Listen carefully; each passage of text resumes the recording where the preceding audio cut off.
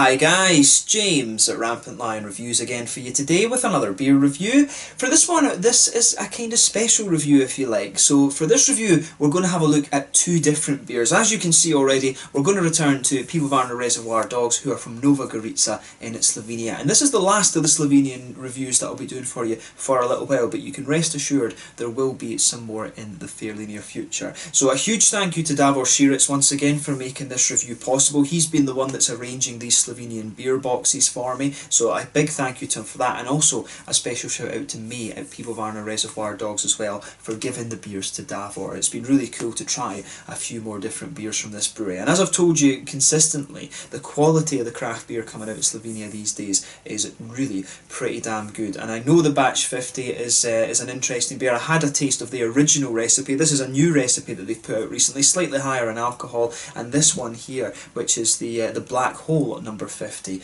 this one is a rum barrel aged version of that new recipe if you like. So I'm sure both will be very interesting beers, and I thought we could do a little bit of a kind of comparison if you like. And of course I'll try and I had a little watch of my old review of the original batch 50 as well, so I'm very curious just to see how these two beers turn out, but I'm sure they'll be pretty damn good because I've been very impressed with the quality of the beer that I've had from Reservoir Dogs so far. So anyway, as is usual with my reviews then, I'll tell you a little bit about the brewery. If you want to get straight to the tasting, just fast forward. All the usual links are in the description below. That's the brewery website, the link to my other reviews that I've done from Pivovarna Reservoir Dogs before. Hopefully I can add some more in the near future. There's all the usual social media. If you want to see more beer reviews, do please consider subscribing to the channel. The whole channel of course has a geography based tagging system, so you can go into the homepage and search for beer based on country, city, state, county, prefecture, whatever it is you're interested in. Do check out the playlists of beers from different countries. There is one there for all the Slovenian beers that I've reviewed for you. That's constantly being added to, or being added to whenever I get the opportunity, I should say.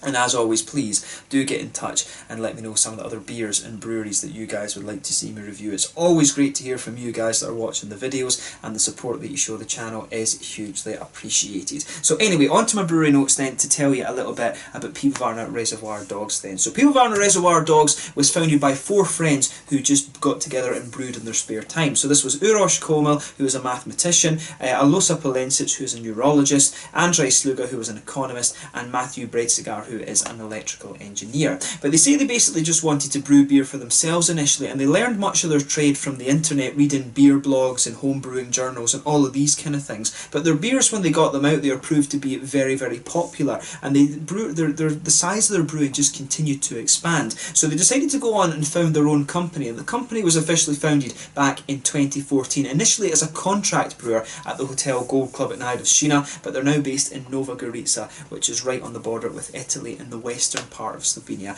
And they've recently opened up a new brewery as well, which also has a tap room and a much larger capacity than before. So it might be the case that you start to see these beers being exported a little bit more. From what I gather at the moment, they are getting into Italy, but I don't know how much how further afield they're actually getting than that. Davor did tell me that they were making it to Italy, but you know, these are very good quality beers in my experience, so hopefully Slovenian beer starts to get out there a little bit more. But this company of course is named after the Quentin Tarantino movie of the same name. So yeah, a really interesting brewery, this one. The IPAs that they do are really nice. The black IPA as well, the Starvation, is perhaps my favourite beer I've had from these guys. The Lone Wolf, which is using the Styrian Wolf hop as well. The hops that you're getting out of Slovenia are also really damn nice as well. Slovenia has a big history of producing hops, and the Styrian Wolf, the Styrian Dragon, and the Cardinal, I think, is another one that, you know, the very high alpha acid hops are just starting to make their way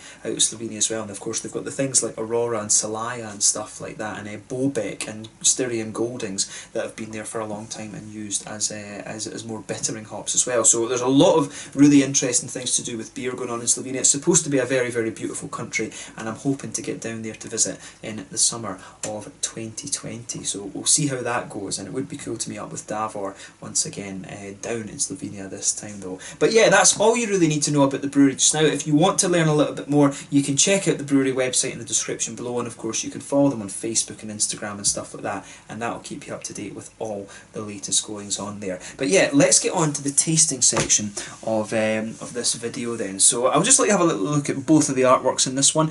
Exactly the same artwork as the before. This one hasn't changed, even though they've changed the recipe a little bit. Really nicely presented, very kind of modern. There you can see the Pivovarna Reservoir dogs symbol. I'm just checking on the camera that you can see that, and of course that is on the bottle cap too. Just set this one back down, and for the black hole number 50, you can see it is just very slightly different, just a slightly different colour scheme there, but equally as nicely presented. The rum barrel aged version, that's also the same bottle cap, and the bottle on the side is exactly the same. Both of these are the same ABV, 10.5%. And yeah, just Imperial Stout. The original version of this had a rating of 99 on Rate Beer, and I think it was very highly into the 4 stars as well when I checked out on Untappd. But I really remember enjoying this Imperial Stout and being very impressed with it before. So we'll take a little look at this one first, and we'll see how we get on. So let's get this guy out, and we will get on with the tasting then. So as you can see, nice little bit of smoke on the opening, and we'll get it out and into the glass. I'm only going to take a little bit of this for the tasting just now. I'm going to share this with my friends after, because it's not often that they'll get to try a Slovenian Imperial Stout. So as you can see with this beer, and as you would expect when it's an Imperial Stout, it's poured a lovely dark ebony rosewood colour. You could see there was about 1/3 of a finger of a very dark beige tan head, well not even beige, definitely more of a tan head on this one. 1 or 2 big bubbles sticking towards the side of the glass, and a few little ones just heading up towards the bottom of where that head was in there. But you know, overall it looks very nice. If I hold it up to the light, it does have a little hint of a very dark chestnut or Coca-Cola edge to it. But you know, it looks very nice, and just the aromas coming off of this beer, even as you're just moving it around like this, are also very, very nice. So yeah, let's take a closer look at the aroma then, and just see how we get on with this one. Oh, now it's a really nicely balanced aroma actually. You can really smell, it's almost like a dusty chocolate that's coming off of this one. You can definitely smell a little bit of the roasted black malt in there. But on top of that, immediately you get this it's almost like hot chocolate powder actually, but a little bit darker in terms of its cocoa percentage. You know, the chocolatey notes that you're getting out of this one are like 80–90% cocoa sort of thing, probably more of an 80% cocoa actually. But yeah, you can really smell the black notes, the black malty notes in there. You can also smell a little bit of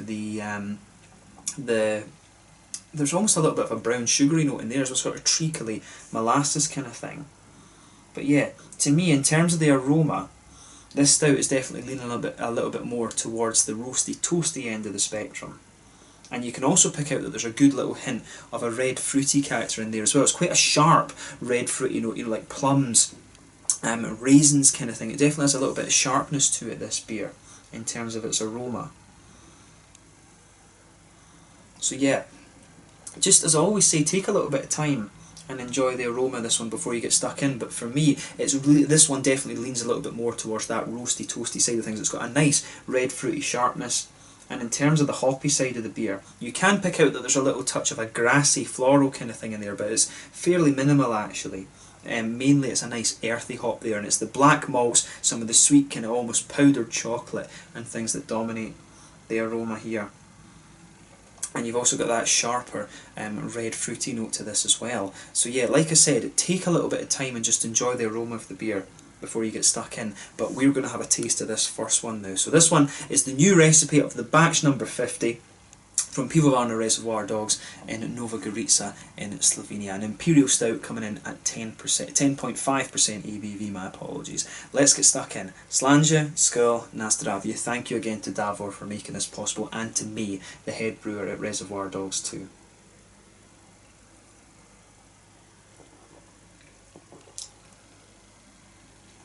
Oh yeah. That's really pretty damn nice. I remember thinking very highly of this beer before, but you know, again, this is a lovely, lovely beer.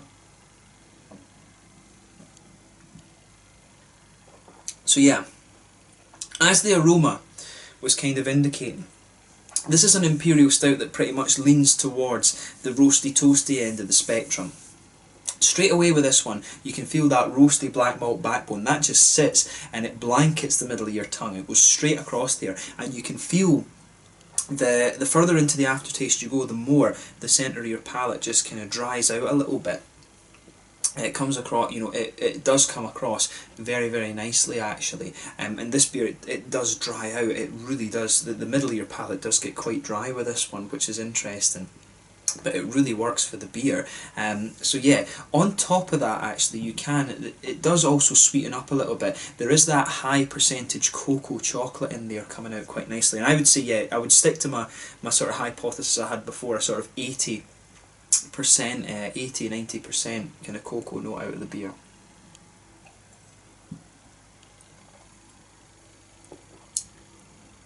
Yeah, definitely. Nice dark cocoa notes out of it. It almost has a little touch of a... It doesn't quite have a kind of coffee bean smoothness to it or anything like that, but you can really feel this beer just smoothing out a little bit the further you go into the aftertaste as well. If you go a little bit further forward on the palate, maybe there's even a little touch of a slightly nutty quality. If you go into the very, very centre of your palate, you get a little tiny hint of a brown sugar, I think. Just a little slightly sweet caramel, but that is actually quite minimal, mainly. Like I say, this is a very roasty, toasty Imperial Stout. It's leaning almost towards the Russian Imperial Stout side of things, actually. It's got that much roastiness in it. But yeah, if you go to the very centre of your palate and come forward, there is a little touch of a kind of nutty quality to it, and maybe there's even a little bit of woodiness, just if you go out to the sides of that nutty quality that I'm talking about. But that is it really is quite a subtle note in this beer, actually, I have to say that.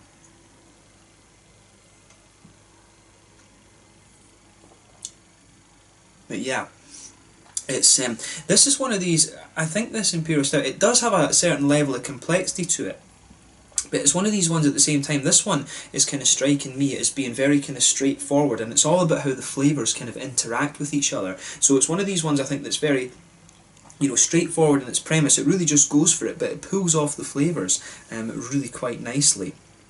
In the back corners of the palate then, with this one, I would say you've got a nice little bit of roasty, earthy bitterness in there. It is quite a dark earthiness that's coming out of this one. I'd be curious to know if they've used a little touch of English hop in here. But as you come further forward along the sides of your palate there, that earthiness just smooths out a little bit, and as you get to the very front corners of your tongue, there's a little touch of floral quality. Then round the very front curve of the palate, you've got a nice little touch of a lighter grassiness there, and behind the front curve of the tongue, that's where those lovely juicy fruity esters start to come out of the beer.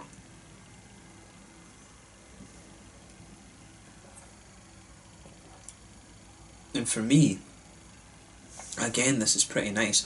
So you've got a nice sort of red fruity sharpness to this one in the beginning. It's got a little bit of a raisiny kind of flavour to it, and it's interesting because the roasty black malts, this one, I don't remember the original batch 50 being quite as roasty as this. I do remember it having a little bit more of a sweetness to it. I think they've definitely roasted this one up a little bit. Either that, or it's just because I'm maybe drinking this particular bottle a little bit fresher. When you age Imperial Stouts, they do tend to smooth out a little bit and just sweeten up. But that said, I don't think the one that I had before was all that old a beer. You know, I maybe only had it for about 2-3 months, something like that, before I actually reviewed it. And this is about the same. I have had this beer about 2 months or so now since Davor sent it, and because you don't have to worry about Imperial Stouts going off really. But with this one, I definitely remember this one being not quite as roasty as this before, but it's nice. It certainly does work, and as I said before, this one is a very highly rated beer, and you can see exactly why. But as I mentioned, those lovely, slightly sharper red fruity notes in this beer in the beginning, but then it just smooths out a little bit, and you start to get the more kind of figgy flavours out of this. It really does become more of a figgy, fruity quality the further into the aftertaste you go, but then the earthiness from the hops and the roasty black malt backbone are really pushing their way out of this beer too.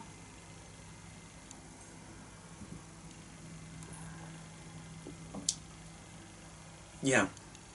I was saying, the chocolatey notes start to come out a little bit more the more your palate adjusts to this beer as well. I'm only taking very, very small sips of this one because I'm going to share it. But yeah, I have to say it gets a big thumbs up from me once again. This, as I said, I think the difference between this one and the other one might be that it's a little bit more roasty and toasty, but it certainly does work. In terms of the mouthfeel, this one then, I would say, yeah, definitely full body, but a little bit on the lower end of the full bodied side of things, I would say. Carbonation is very smooth to this one. It has a nice, it does have a little bit of an oiliness to it, but it does have more of a slightly wetter mouthfeel, I think. It's not the most oily Imperial Stout you're going to come across. There's a good chunk of IBU in there. I would say this one's probably about 70 IBUs, somewhere along that, maybe even just a little touch higher than that, 75 maybe. Somewhere in that kind of region, so it is a good little bit of a bitter beast, and that's both from the malt base and from the hoppy side of things in this one. But yeah, you've got a nice malt base in here. There is a little bit of sweetness to it, but mainly it's a roasty, toasty malt base, and you've also got some sharper, juicy, red, fruity qualities to this beer as well. But overall, it's another very nice beer from Pivovarna Reservoir Docks, and I wouldn't hesitate to drink this again. But it's definitely more of a sipper, this one, rather than a rather than one that you're going to session. But of course you always say that for an Imperial Stout. So let's leave this one alone for the moment and have a little look at the Black Hole number 50. So yeah, as I said at the start, this one again is a 10.5% Imperial Stout, and it didn't say how long they've actually aged this one for in barrels, but it's best before the February 2022, and this one is best before November 2020. So the rum barrel aged one actually does last just that little bit longer than the original version. So let's get this guy out and we'll see how we get on then. This one, I'll say, to me, this definitely looks a little bit more oily than the other one. So yeah, that's about the same amount that I've taken there. So yeah, with this one again, if we compare the colours, pretty much the same exactly. I don't see too much of a difference in the colour there. So once again, a really lovely dark ebony rosewood colour. I would say if you shine the light through this one though, the edge of this is definitely that little bit darker. It doesn't quite have the same Coca-Cola dark chestnut edge to it actually, but very, very similar in terms of its appearance. A couple more small carbonation bubbles sticking towards the side of the glass on this one, and the head, when it was coming out, it didn't really have very much head on it at all, but just looking from the kind of froth around the edge of it, the head on this one for me would be considerably lighter. It's more of a sort of fawn, somewhere between a fawn and a tan colour actually, the head that's coming out on this one. But overall it does look pretty nice, I have to say. So yeah, let's take a closer look at that aroma then and just see how we get on. Oh, now that's a really nice aroma. It almost smells like it's blended a little bit with rum, which is very, very interesting. So straight away, this one is definitely a lot sweeter in its aroma than the original. And it's almost like you can really smell the sort of sugar cane in this one. It's almost just like it's almost like a kind of caramel wafer a little bit. It really does remind me of that. So lovely rum, sugar caney notes coming out of this one straight away. Almost a little bit of vanilla too, which is very, very interesting. Yeah, definitely a little touch of vanilla to that one. Lovely brown sugar caney notes. Underneath, you can get a little bit of a chocolatey note. It's quite a sweet. It's quite a sweet, lower cocoa chocolate that's coming out of this one. It's more of a milky chocolate, I would say even. But yeah, lovely brown sugary notes in this one. That nice milky chocolate in there. It's almost got it smells like it has a little touch of lactose or something like that. You can also get a little touch of you can pick up a little bit of the roasty black malt in there. There's definitely a kind of oaky, woody element to this beer as well, which you would expect since it's barrel aged. But yeah, a little touch of earthiness to the hops. Not much in the way of floral note. You could pick up a little touch of the floral and grassy quality to this one, but to me mainly a kind of smooth earthy note in the hoppy side of things. And the red fruits are a lot more subtle. To me they actually come across as more of a figgy kind of slightly blackberry-ish note coming out of this one too. But yeah, this one in comparison, this smells a hell of a lot sweeter than the original batch 50, but I'm very, very curious to have a taste of this one now. I think this is going to be really pretty damn good actually. So without further ado, let's get stuck into this one then. This is the Black Hole number 50, the rum barrel aged version of the original number 50 from Pivovarna Reservoir in Slovenia, Nova Gorica. Let's get stuck in once again. Slanje, Skol, na zdravje.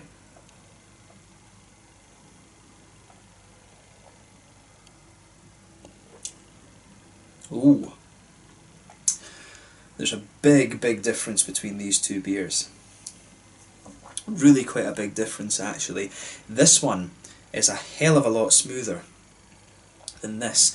I mean, just the first observation I would make about these beers, if you like your Imperial Stouts to be a lot more roasty and toasty, go for this one. If you like them to be smoother and sweet, then go for the rum barrel one.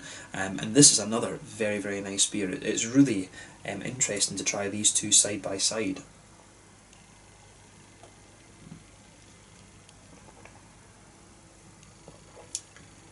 Yeah, it really is nice, this one. You can feel that roasty black malt backbone there. That blankets the middle of your tongue again, but there's a lot really just kind of smoothing out in this one. And this is what I said to you with this beer. You could age this a little bit. And to be honest, I would reckon that the 2020 date that's on that's too low. You could age this beer a hell of a lot longer than that. But yeah, this beer for me, this is really very nice. As I said, you can feel that roasty black malt just kind of forming the linchpin of the beer, but on top of that there's lovely, smooth, slightly more milky, chocolatey notes in there, but at the same time you can pick up the higher cocoa notes, the 80-90% quality, and underneath, when you come a little bit further forward on the palate, you can feel those oaky, woody flavours in there, and the vanilla starts to come out more and more into the aftertaste as well, and the brown sugars, they're infused just across the whole of the middle of your palate. You know, this is another beautiful, beautiful beer, and it's amazing, you know, how different the barrel aging can actually make the beer.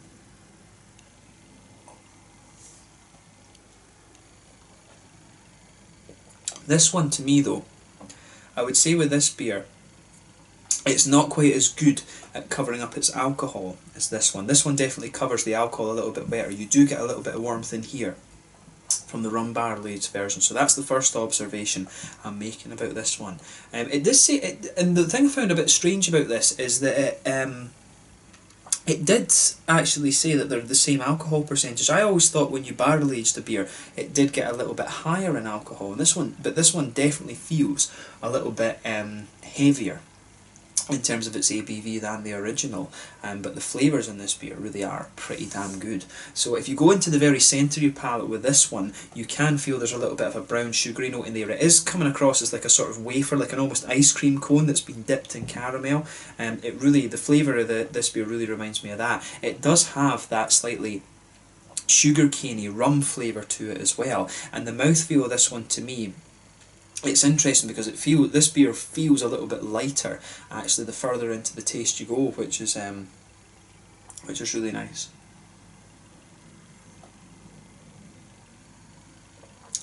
But yeah, it really is amazing, the difference in these two beers. I really wasn't expecting it to be quite that different.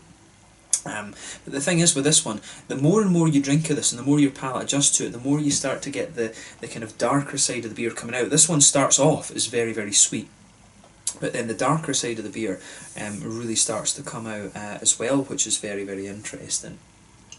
And that really works in its favour too.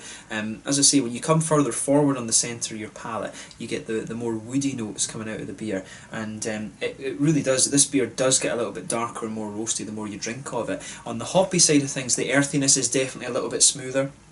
It does spread forward again on the sides of your tongue. There's a little tiny bit of floral quality there, and a lighter grassy grassy note around the front curve of the palate. The hops are definitely a little bit less pronounced in this one. Again, that will be due to the aging.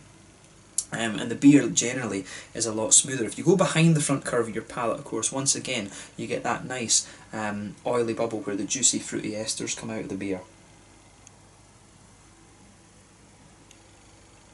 And for me, the fruity notes are a little bit more juicy, but they're also a little bit lighter in their mouthfeel. The fruity notes aren't quite as oily in this one as they are in the other one. But yeah, definitely more leaning towards a sort of how would you describe that? It's almost like a slightly pruny note, to be honest with you, in this one, and it very quickly moves into that figgy, almost candied strawberry type flavour.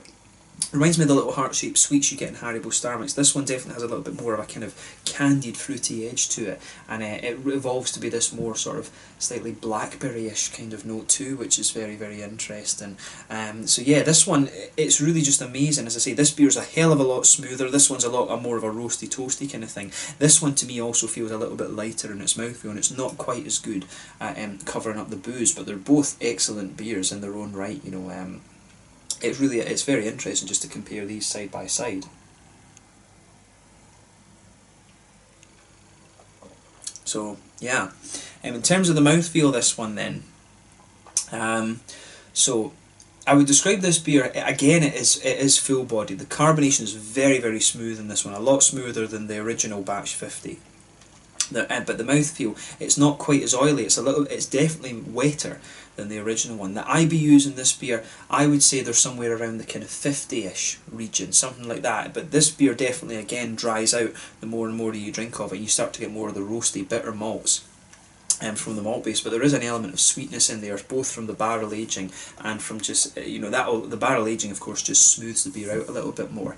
But it definitely feels a little bit less roasty and toasty in its thing, but you've got a slightly more juicy red fruity character to this one as well, which works out very, very well for it. And the woody notes that this beer has, this one's definitely a little bit more complex than this. This is a very kind of straightforward, punchy, almost Russian Imperial stout beer, whereas this one is starting to lean a little bit more towards the sweet stout side of things, which is kind of interesting. But definitely it does have some of those roasty, toasty elements too, as I mentioned earlier. But both of these are really, really interesting beers.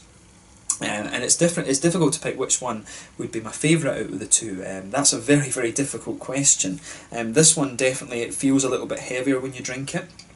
I'm surprised that they are the same alcohol content. This one definitely does give you a little bit more warmth down here, right enough. But as I say, both very, very interesting beers. If you like your Imperial Stouts to be more roasty and toasty, go for the original one. If you like them to be a little bit sweeter and more brown sugary, then go for the Black Hole number 50. Both excellent beers, and it's really been cool to do a review of both of them again, or this one again for you, and this one for the first time, and it's been cool to try them side by side and see what effect the barrel aging really has. So yeah, let's leave it at that for this one then. Two very, very interesting beers, and it's a privilege to review some of these excellent Slovenian craft beers for you here on the channel. So once again, thank you for watching my beer reviews. I hope you've enjoyed this kind of mini series of Slovenian reviews. You will see more Slovenian beers being reviewed on the channel at some point in the future. As always, please let me know your own thoughts on these beers in the comment section. But let me know what your favourite beers are from Pivovarna Reservoir dogs as well. Do suggest some other Slovenian craft breweries for me to look at as well if you're watching from there. A huge thank you once again to Davor Šireč for making this review possible,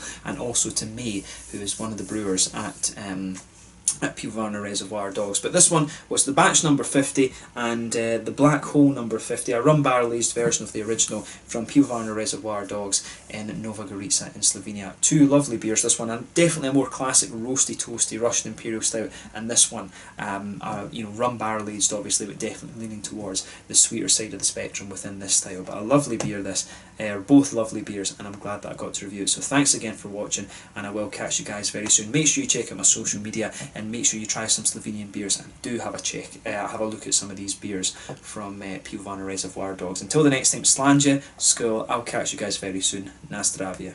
Cheers.